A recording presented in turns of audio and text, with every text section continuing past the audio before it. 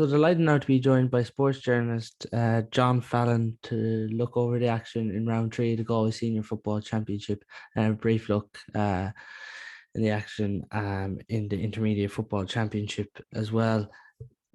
John, it's safe to say, like, over the weekend, Montbellew are really showing why they're county champions, but then Moycullen have raised a few eyebrows as well over the weekend, beating Corofin. Yeah, in many ways, I suppose really the form guide held, and they were big statement victories by both Mountbellew-Moylough and Moycullen. Yes, obviously Corofin and Salthill would have been very keen to take those scalps, but there was nothing in either of those games to indicate that those results couldn't be reversed further down the track. And I think that's what both Corofin and Salthill will cling a lot of hope to. The manner, though, in which the champions pulled away, I thought really was a big statement from it. That having built up a lead, having been hauled back in by Salthill, and then really to just take over from there was it's a fantastic win. And, it just shows they've lost none of the momentum from last year in winning their third game in a row. With Montbellew there, yesterday, you mentioned there, like, a lot of questions asked of them, and come back is probably the most impressive manner. But then when you look at, I suppose, the three players up front who have been so central to Montbellew, Barry McHugh, Patrick Kelly and Owen Finnerty, scoring 114 out of 119. Absolutely. One of the things I've noticed about the 3 rounds of the championship is the follow-on from Galway reaching the All-Ireland final, I think, has been fantastic. And if you look right throughout all the teams, the county players have stood up really and been counted for their clubs. And often there's so much expended by these players in reaching an All-Ireland final, or back in the days when they did win it. There was often not a lot left in the tank, and particularly for players that might have,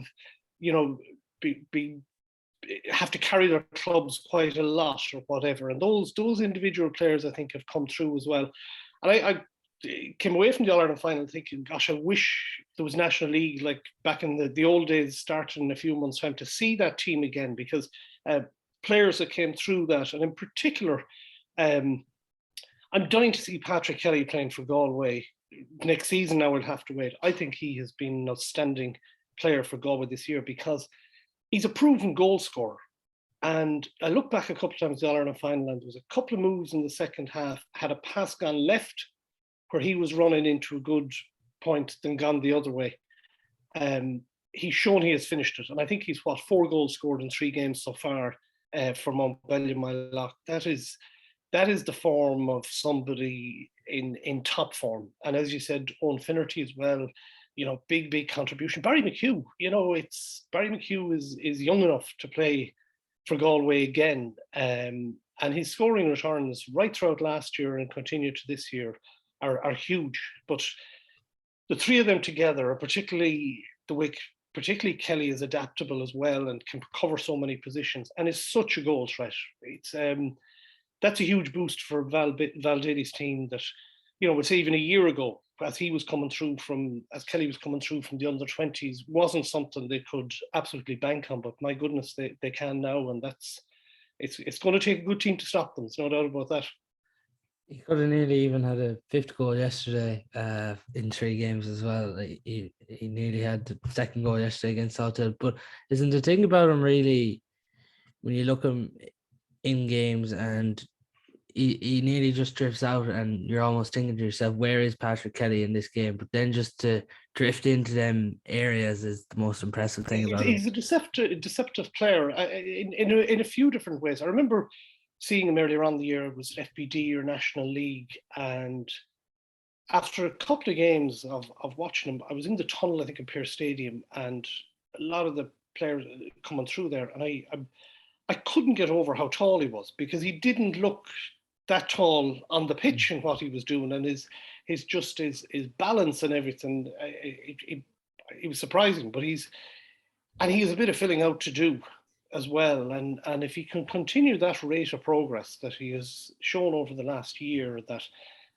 he is going to be a key player for Galway next year. And perhaps the best way to continue doing that is to continue to do what he's doing for Mountbellew-Moylough, because if you want a goal in the Galway Championship, give it to him. That's the long and the short of it. And there aren't too many, too many clubs that have that ability that he has. And as I said, 3 from 3 from the champions. The hunger is there. There's no doubt about it. And just to add to that, I nearly feel like I'm repeating myself every week on the podcast when you're talking about a Montbellew victory, but Michael Daly working his way back to fitness and to come back into that side it's scary in one sense. Yeah, and the other way is, can that keep continuing, and will we see the second Daly in the Galway squad next year? And what a boost that would be. There's no doubt about that. But like in fairness to Mountbellew-Moylough, they've built up this team.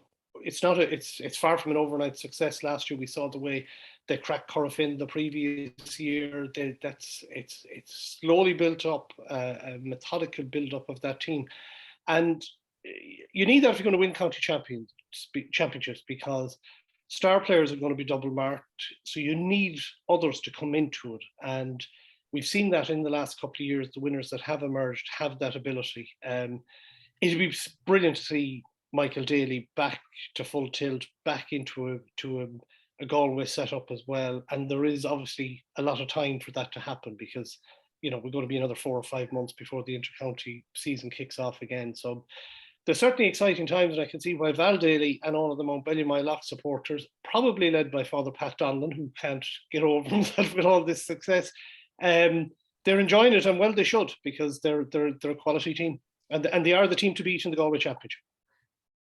It's their way to mix it though, isn't it? They can keep the ball, they can play football. John Daly as well, like, so central to all of this. Yeah, it's, in fairness, like if you look at the teams that have won Galway in recent years, and we're starting to get a diversity again after the magnificent dominance of Corofin, any team that's going to win it needs to be able to do that. They need to be able to take on a team that maybe comes at them with a more physical approach, or one that comes at them with speed, or one that plays a massive possession game and tries to frustrate them out of it.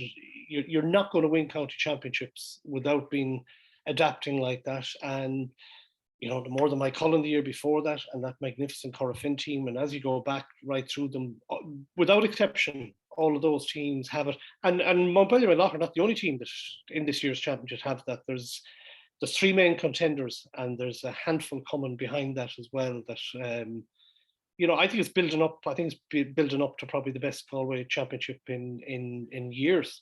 Because while Mountbellew are probably the team to beat, they're not that far ahead of the chasing pack. We're not back to a scenario where, you had Corofin dominating or Killereardon dominating or any of that.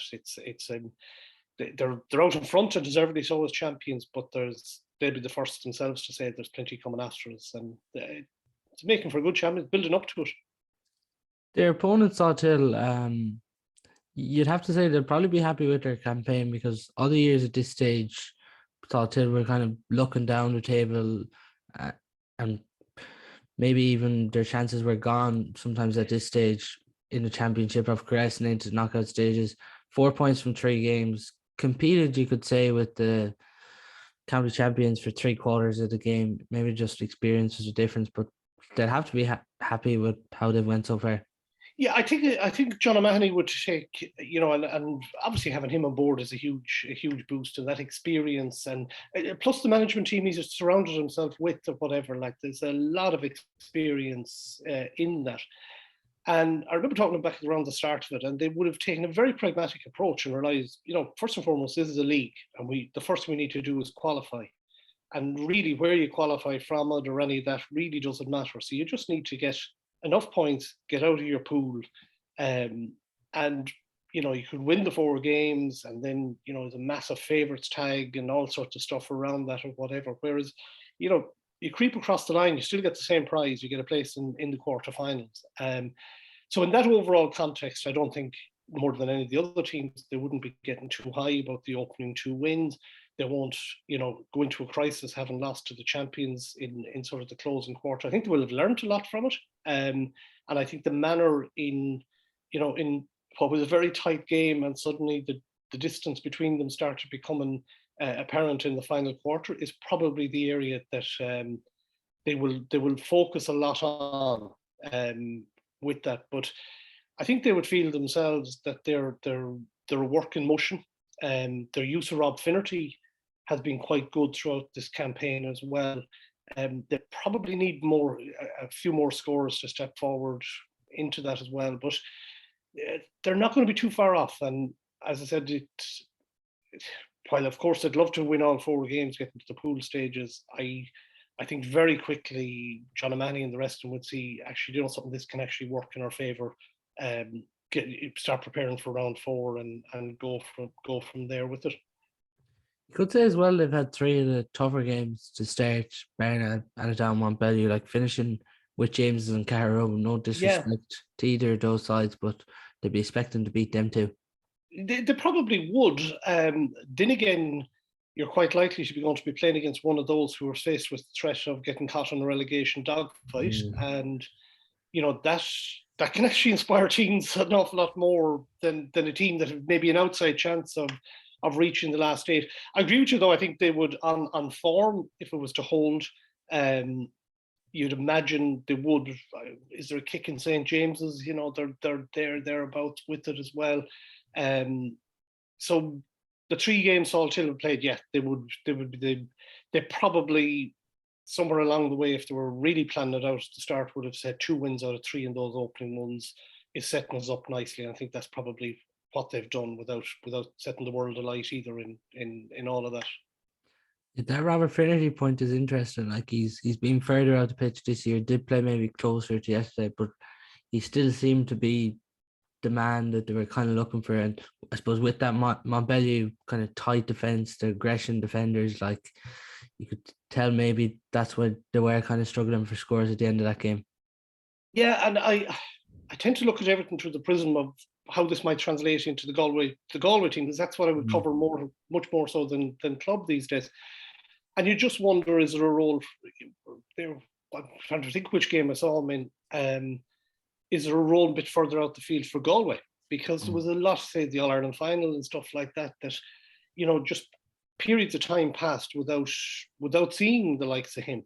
So I'm sure this won't be lost on Pádraig Joyce and his management team as well, is that maybe players that have played in specific positions for Galway this summer, playing now in different ones for their club, might be offering him options for next year.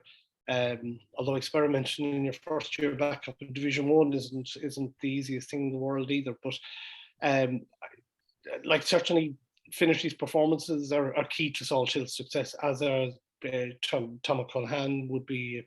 He needs a big championship as well. He needs to be pushing himself certainly into match day squad and beyond for Galway next spring, you would think. And certainly his form yesterday would have gone along with all of that as well. It's so it'll be interesting. It'll be interesting. It's a good competition, as I've said, and we'll see what Salthill-Knocknacarra can do in those 2. And they look good for the quarterfinals, I think. Even though there's a bit of work to do yet in that. With both of them teams in Group 2, just on the other results in Group 2, and it's where it gets kind of really interesting, you could say, because the Barna-Carrow draws put Barna onto 3 points, Carrow onto a point, James is on 2 points, Anadown on 2 points. Like it's tight down there, and some of these clubs are hoping for one of the best third places as well.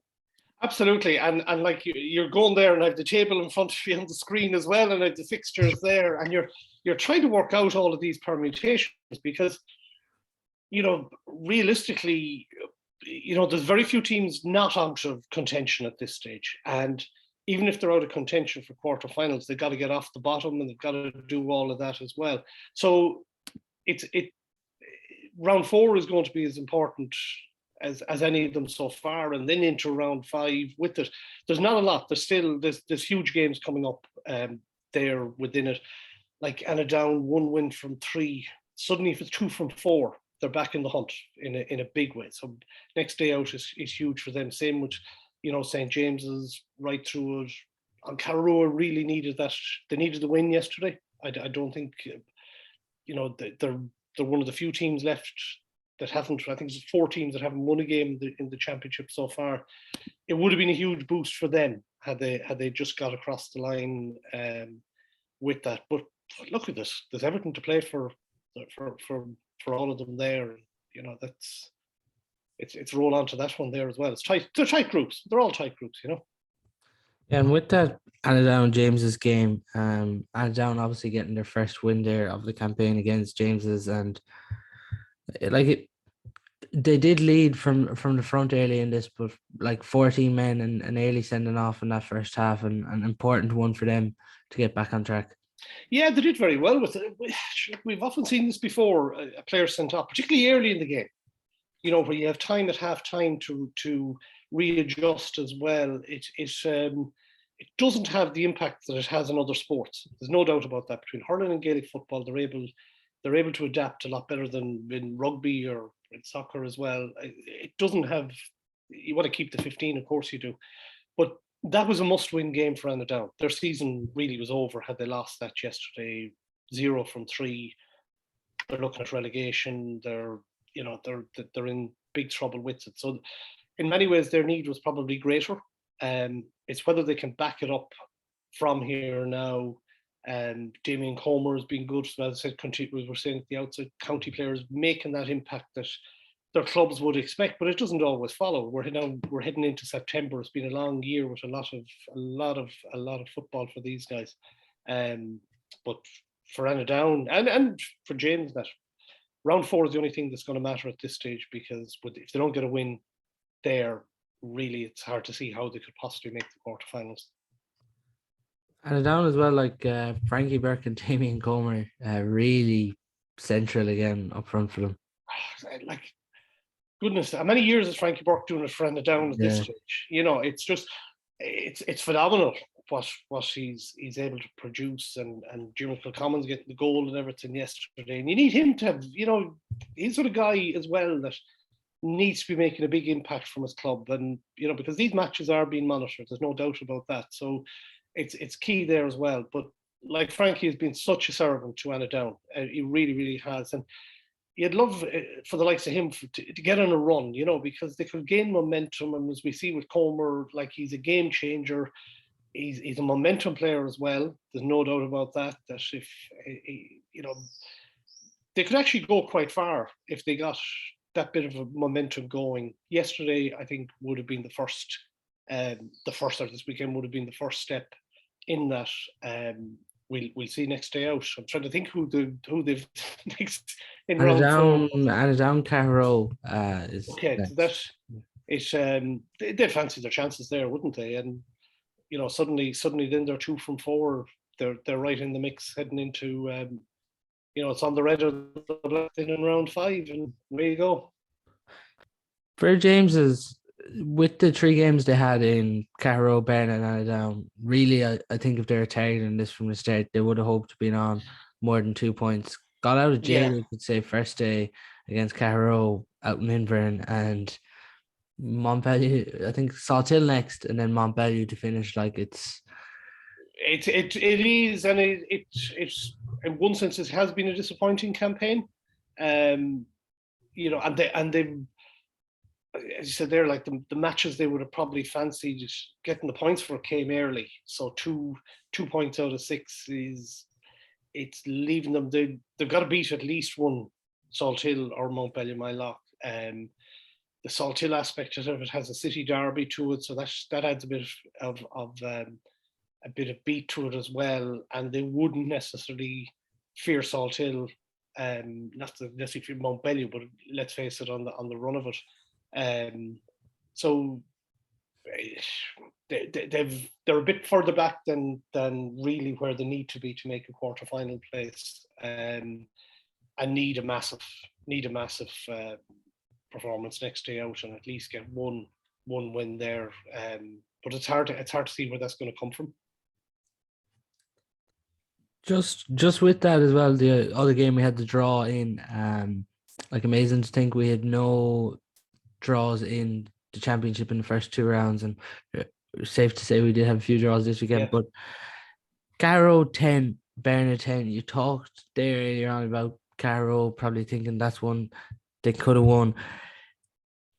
Carrow were 3 points up in this on the 54th minute, 10-7.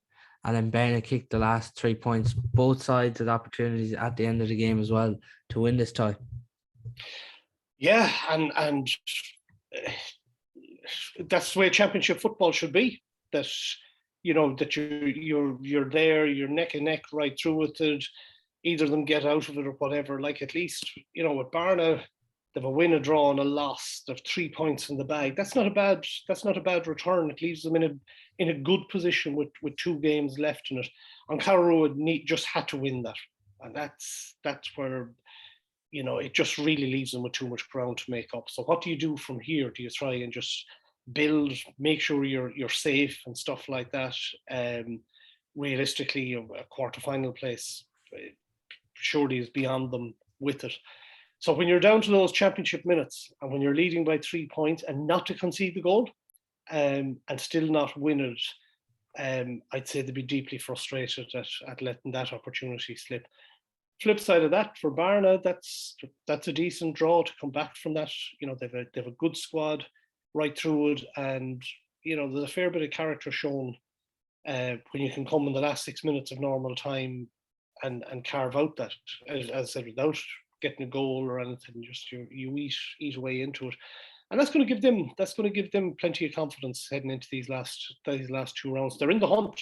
There's no doubt about it, and particularly if you look at that group, if Mountbellew-Moylough ended up winning all 5, then it automatically means the teams coming behind them, there's a lot more to play for with it. I mean, if you're in sort of the middle of any of these pools, you need the top team at this stage to win everything and win it out with maximum points, and that really makes that's the handicapper's delight coming behind that they're all neck and neck really in it. So it's a big point for Barna. It's a horrible loss for Carrow, and it's really put a massive dent in their championship of 2022. There's no doubt about it. That Barna and Down game feels like it could be huge at the end of this group. Barna up next for them is Mountbellew-Moylough, and Down having Carrow. You're expecting Mountbellew to defeat Barna there going on all form. That'd put them on 8, and Down beat Carrow, they're on to 4, and it leaves Down and Barna on 4 and 3 going into the last game. Yeah, they're all. It's a neck and neck, the whole lot of it, and which would make for a brilliant final round. If you're there as a neutral, and let's face it as well, there's an awful lot of neutral supporters watching the Galway Championship this year that got involved in the county team, watching it right through, and are looking to see how all of these players are doing with their clubs without maybe necessarily being heavily involved in their own clubs in it. So that group is shaping up. That group is shaping up to go down not just to the final round, but to there's not a huge amount in a lot of the scoring differences as well. So it's heading down to the wire. There isn't a shadow of a doubt about that. And I think as well, along with that as well, you're going to see crowds building as well. Because there's groups of pools of 6, 5 games each or whatever. It is hard enough to get excited because nobody's in or out at this stage. But next round, there will be ones gone, there will be ones through. So I think you'll see that reflected as well in the attendances at some of these games. Even though attendances have been quite good, Then just moving on to Group 1, 2 brilliant games there, nearly 3 you could say, in that group with all the games offering something different. The Moycullen victory over Corofin, 114 to 112. It just feels so significant for this Moycullen group when they won the county title in 2020. Obviously, Corofin weren't in their path then, but for these young players to beat Corofin when they've seen Corofin being the dominant force of Galway football, it feels really significant. Yeah, it's probably second only to the county final win in terms of status and importance. They beat the team that beat Corofin the year they won it. As you said, they didn't have to knock out Corofin in it. So it's a different Corofin team. 2 or 3 years ago, Corofin are rebuilding, but look at the resources they have to build with, and even with Liam Silk gone,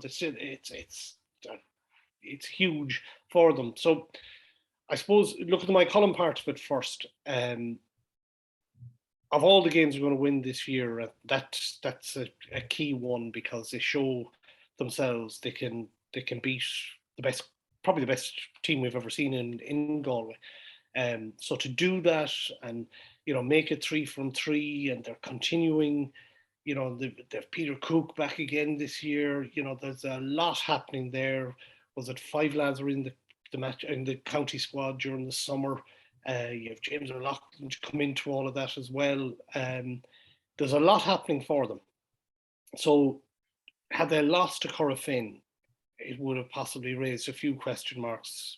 But to win that is going to give them such a level of confidence. They've a quality team. They've a right throughout the whole lot of it. We've seen the form of Owen Gallagher, especially in the opening game, stuff like that. But they needed. This was going to be a big test, and fair play to Corofin. They tested them right through with it. And then if you look at it from a Corofin point of view, it's not dissimilar, I think, to Salthill losing to Mountbellew-Moylough. Everyone in Corofin will tell you they're in rebuild at the moment, and that they expect that's going to take a bit of time, notwithstanding that everyone that comes in to a Corofin team for the last 10 or 15 years comes laden with minor and under 20 medals and so on and so forth. But they are in an element of rebuild in it. Even if first day out I was at Gary Sice by a country mile was their best and most influential player, and continues to play such a huge role for them. But Corofin, obviously they would like to have won it, will sort of say they can probably learn more from losing this than they would learn from winning it, if that makes sense. And they will use a bit of hurt and pain from that. They weren't beaten by much. It was down to sort of championship minutes. Would Corofin fear Moycullen tomorrow if they were playing them again? No. It's a result of all of that. So in the general scheme of it, huge win for Moycullen, and they probably needed it far more than Corofin. Corofin are still thereabouts with it. What they can pick up from this for the remaining couple of rounds of whatever, in, let's face it, a very, very competitive group with it. And to see who can continue to come through in those games or whatever. It's been, notwithstanding this defeat, it's been a good championship so far for Corofin, and more than anybody else, they have more options and resources to call on than anyone. Moycullen, big squad, same as we said about Mountbellew-Moylough. The key players are playing for Moycullen. There's no doubt about that. The thing as well, though, Owen Gallagher being injured in this tie at the weekend didn't play any part in it, and to still get over the line here. Absolutely, but they know themselves they're going to have to adapt through all of that. They won a county title without Peter Cook. They've injuries to deal with throughout it, and that's where you get your leaders coming forward as well. And let's look at, there's no getting around it. The Kellys are key to everything that happens with Moycullen. They're wonderful ambassadors on and off the pitch, and not like to deliver for God. My God, they've always and ever delivered for Moycullen, and it's that drive and momentum that's coming from a lot of that. And you've players around them realizing, hang on a second, these guys I'm playing with, the Desi Keneallys, the Owen Gallaghers, the Kellys, they're in the county squad, they're in the county team. One of them is captaining the county team. And I'm here and I'm playing wing forward or wing back or whatever.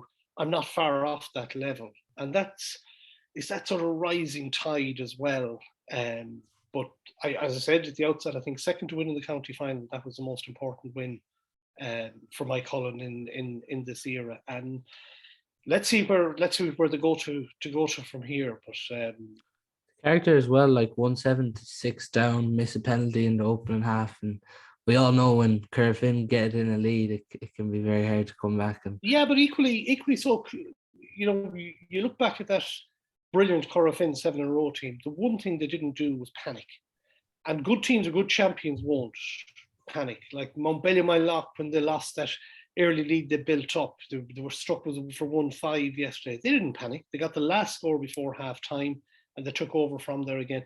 Moycullen have grown as a team sufficiently in the last 2 or 3 years to know not so much. No, it's not as if you have a choice. You either panic or you don't. Good teams don't, and Moycullen didn't do that. They know teams. They've set themselves up as recent champions for teams who are going to raise their game against them. That's a badge of honour that these teams, Mountbellew or Moycullen or any of these have, and they're well capable of responding to that. Like if a flash in the pan team mightn't be able to, Moycullen, the more than Mountbellew, the more than Corofin, they're not flash in the pan teams. They're solid outfits, and it's almost like responding to the challenge as much as anything else. They revel in it, and we've seen that. We've seen it with the individuals as well, and we've seen what they've been able to do in a county jersey as well. They will feel that 2 championships in 3 years would be, they need to get a second one and not just have one from 2 years ago. So there's plenty of incentive and drive there anyway, that's for sure. Corofin as well, like there's obviously a mix at the moment between experience and bringing through a couple of those youngsters, but like all these youngsters who are coming through are Galway under-20s, like Dylan Brady and Tony Gill starting at the weekend, youngsters, and even Ian Burke now coming back into the team as well there. But like, I suppose it's just the format of the groups with 6 teams in it. Like it's not the end of the world to lose one game at this stage. Far from it. Now, in fairness, they set standards so high in Corofin, there'd probably be an inquest all day today after losing a championship match or whatever. And in fairness, Corofin were the team that set that standard in Galway that the Moycullens and the Mountbellews actually managed to rise towards as well. Eventually, after 7 years of dominance of one team. But as you said, like now, the only thing is there's no guarantee because you've won minor or under 20, and the structures in Corofin the last 2 decades have been so good, that they've dominated Galway underage football. There's never a guarantee it's going to translate into senior. And that's, I think, what they will be watching more closely than anything else. Are these lads able to step up to the physical demands, first and foremost, of senior football? I think they'll be pretty pleased with what they've seen in those opening games. There's a whole process coming through there with it. Like, they're a very good intermediate team as well. So a lot of these guys are already in the quarterfinals. Absolutely, and so they're building from well back. So these lads are into adult football, maybe not at senior, but at intermediate, where they're playing the first clubs or the first teams of a lot of the other clubs. So they're well blooded, so it shouldn't be a surprise that they should come in and be physically first of all to be able to measure up to all that. Key thing will be quarterfinal, point down, 2 minutes left. Panic, not panic. Can you fashion a score, or a semi-final or whatever like that? And that's the fascination we've to look forward to. Everything would suggest Corofin, the quality, the type of player that's coming through, will be able to deal with that. They can only take it one step at a time. As I said, I think while they'd be pretty browned off at losing to a team that took their title. Ultimately, of course, we forget 2 years ago. Deep down, where they look at it more coolly in terms of analysis, I'm sure the Dave Morris and the rest of these will say, hang on a second, we can actually turn this into a positive in terms of this is where we fell down, this is what we didn't do, and it cost us the game. So Corofin will be better as a result of that outcome than poorer. And that there isn't a shadow of a doubt about that. That's what other teams will fear. The one thing with this group is, like mentioning earlier on, the two best tiers are going to get through. You're thinking already one of the best tiers is coming from this group, just with the scoring difference compared to group 2 and group 3. So you're automatically thinking Corofin, Tuam, and Moycullen. But if Moycullen were to beat Tuam in round 4, it'd set it up really nicely for a second and third battle between Corofin and Tuam in the last round. It could happen. It is the lopsided group. You have 2 teams there without a single point in it. So it's Oughterard and Dunspidgel. So it's hard to see. There's a top tier here and a bottom tier in it, and it's hard, notwithstanding the crisscross of matches to take place. in those final two games. The key question I have not been able to get my head around at all in this championship so far is how good are Tuam Stars? So long without a county title, yet we're so close to ending Corofin's reign a couple of years ago. County final, draw, replay, right through it. They're 3 from 3 here. They lead the group that contains Moycullen and Corofin, and they do it on merit. I confess I haven't been at any of their 3 games so far, and I'm dying to see just how good they are. Are they going to measure up in that? But they're certainly leading. They're leading the pace in it. Maybe some of the tougher games to come, of course. And Moycullen and Corofin finish for them. Yeah, but that victory over Uachtarard, 112-14, over the weekend really seemed to be a feisty affair by all sounds of it. Yeah, it did, and given, we'll say, to a large degree, that Uachtarard's championship was hanging on the outcome of that, and like Uachtarard performed well in their opening 2 games, but just couldn't get across the line with it. I think they were disappointed after measuring up to Corofin initially in the opening game. They expected to build on that next time round. Didn't really happen right through it, and so they were fighting for their lives in that. So inevitably, and Tuam realizing, they needed.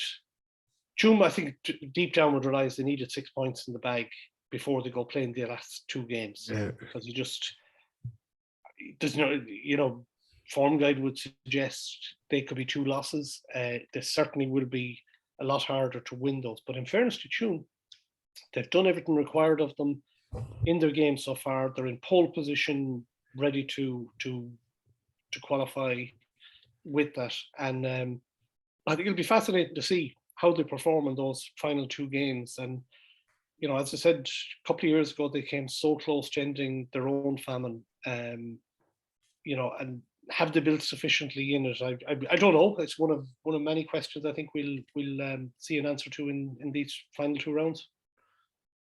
I think by the sounds of it, it was really one they got out of jail with on Friday evening. Won by a point, but I think Uachtarard had 3 opportunities at that end to ultimately smash and grab and steal a result out of there, but just couldn't get it in the end. Yeah, but gosh, they're the championship wins you're going to enjoy all the more. The ones where you've been pushed to the wire, where maybe you did get out of jail, or maybe you had the character there to actually muster enough of defence that,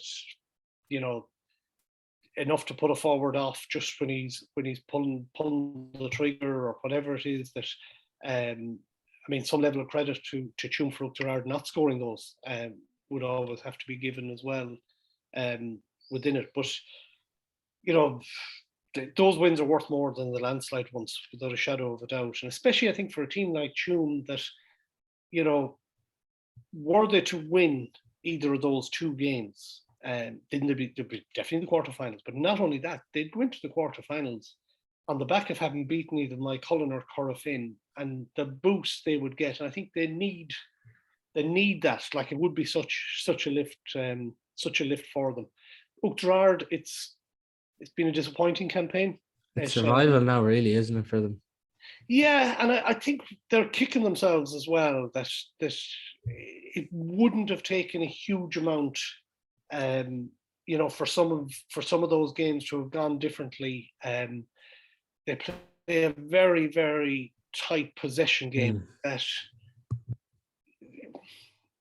the only thing is a lot of teams are able to just sit back and just saturate that. So you have enormous effort spent going back and forth across the pitch. The 2 Tierneys are huge for them. I think they would have hoped that there would be a bit more coming through elsewhere, that would have serious championship impact with it. I think their key thing at this stage would be to get points on board, get secure, rebuilding it, because they'll look back certainly up to now with a level of disappointment in not so much how they've played, but how the results have panned out, and how they've just petered out from them in that regard or whatever. I think they'd feel there's a lot more there's a bit more in the tank than they've shown so far in it.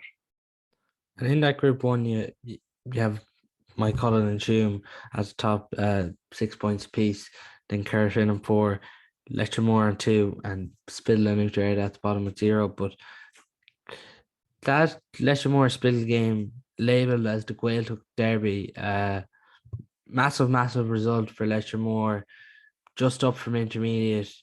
And we mentioned there is kind of a top tier and bottom tier, and like that win could be huge yet to them. Well, you look at the table there, they're top of the bottom part of the tier by virtue of that. You know, and that immediately, you know, they're 2 points clear of the other two games left. So you do the maths in it fairly quickly. That is a huge result. And it is a big step up for any team coming up from intermediate, no matter, you know, what way it cuts with it. So I would imagine, like, no more than most intermediate champions prior to that, first objective when you get up to senior is stay there. And you build from there, as Outre did a few years ago, right through it. You know, that just the value of that win it's incalculable. Equally as the loss is equally as traumatic for Unspidgel, because, you know, they now have serious work to do with just a couple of games left in it. Letchermore, obviously 4 point winners there. Another win will probably do it for them to survive and avoid going into the relegation battle. But probably even a draw. Yeah, a draw could do it as well. But even the youngsters coming through there's still a young team like the likes of Ushie McDonough, Dylan Shoga, very central at the weekend.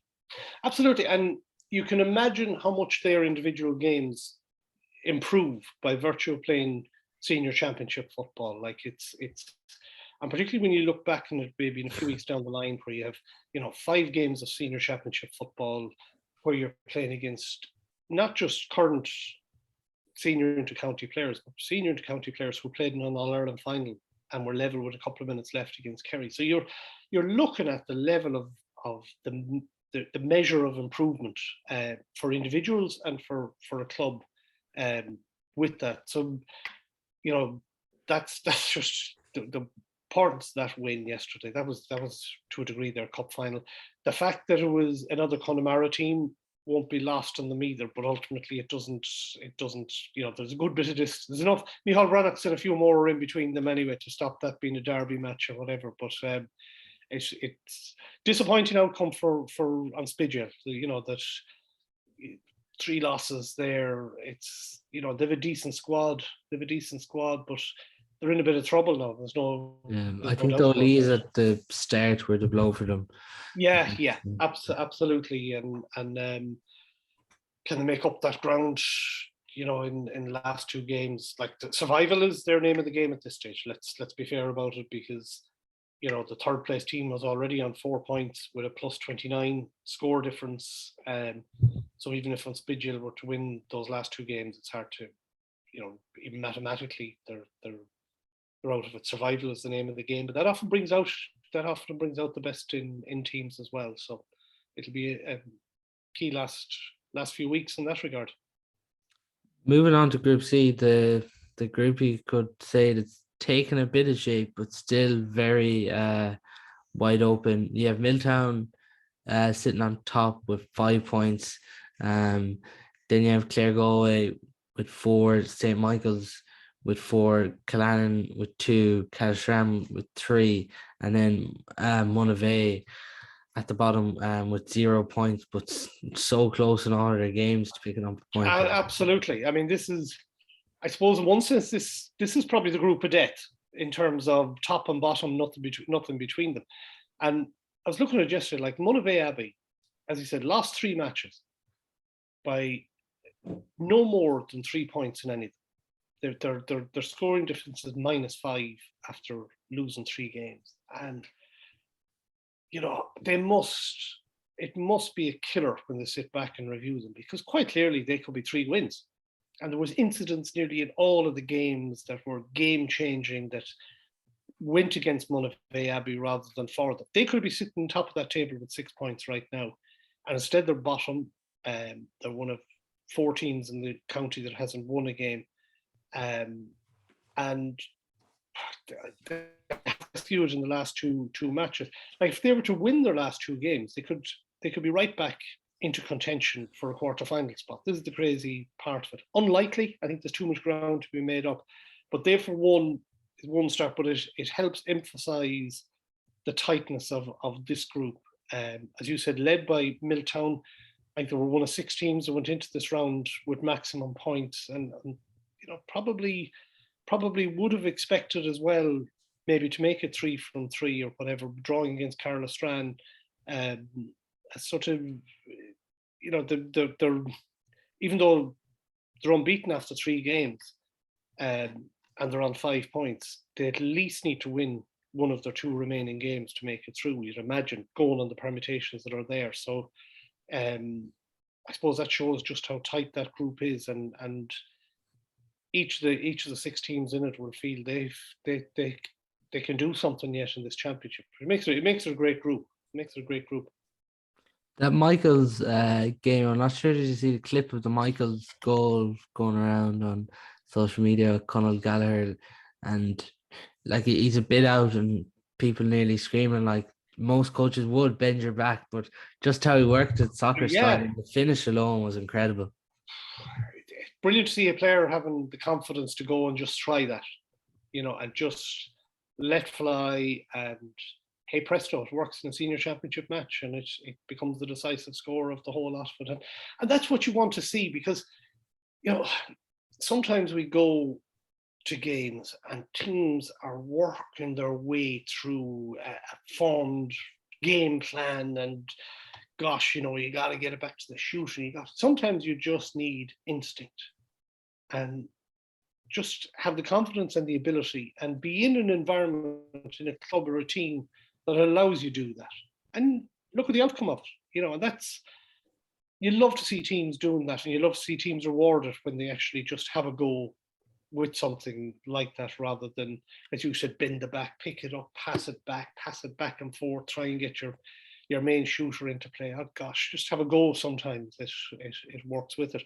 And it puts Michael's right into contention for a quarterfinal spot. 4 points from 3 matches. You look at the same time, their scoring difference is only +2.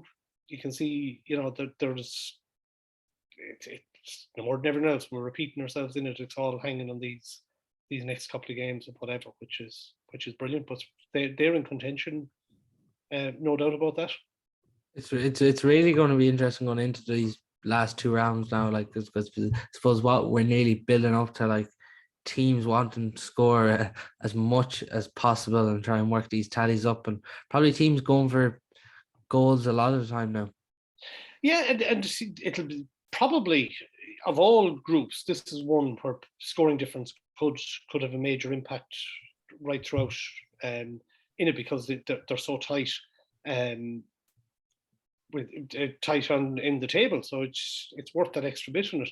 So it also means that even if you have a one-sided match, you're still going to get the dominant team are going to keep still pushing forward, and try and build that up into it, because it's almost, if you've got a big scoring difference, I've said Corofin, I think they're probably, if I'm not mistaken, they're the best in the county at +29. That's like worth an extra point. That's like that match they lost at the weekend, they still got a point, because it's anyone else gets to 4, they're going to have to put up a big scoring difference beyond that. So it is almost like picking up a bonus point, as it were, along the way. And similarly, you may be down and out, but you look at it, would say Oak Gerard are not bottom of Group 1 by virtue of the fact they conceded 1 point less. They're -14 on Spidula, or -15. Come the end of the year, these things could yet be quite decisive in it. Group 3, my God, pick your winners out of that. Milltown leading it at the moment on 5 points, but there's still a huge amount to do. Speaking of that Milltown-Carlow-Strand game, was a draw as well at the weekend, 8 points apiece. It looked as if Johnny McGrath had kicked the winner deep into injury time, 9-8. I think the flag was waved. then the referee overruled the decision and the game was a draw. Yeah, there's a bit of controversy in it. There was, speaking to people who were at it, they were a bit unsure had the score still stood, because apparently I'm not sure the flags weren't crossed afterwards or something, or did they need to be? Well, gosh, we need to look right through it if there was a foul on the ball prior to that. But ultimately, the outcome is the outcome. That's not going to change. So it is a draw one way or the other. Low scoring game as well. Tight, lot of not an eagle into the whole lot of it as well. And but that's what you expect from championship football. That there isn't going to be much between them, and it is because this year's championship, and I don't know whether it's in an overall context, it's as a result of Corofin's dominance having been ended, but it's a much more even championship, and we're seeing that in each of the groups as well. Like that, there's a lot of teams there hanging in there, getting that extra point. It's a big point for Carlostrand, keeps them in the hunt in it. How costly the draw might be for Milltown, I don't know. It certainly means they have a lot to do in the remaining two matches as well. Yeah, because with those two games, it's Moycullen Abbey now looking to get out of that, work their way up the table really, and then Clare Galway and Milltown could be huge. And like as you mentioned, 5 points. You're thinking most best placed third teams are finishing on 6, really. You'd imagine, yeah. Like it's going to, and Corofin are already on 4 points. Barna are on 3. I'm just looking at the other ones within that. But here you're looking at a 5 point leader, 4-4, 3 and 2, and Moycullen Abbey not out of it. It's hard to see them. They're not going to make enough really to get those remaining spots in it. But it's tight, and I think of all the teams in the county, probably Moycullen Abbey have more to be kicking themselves about than anybody else. And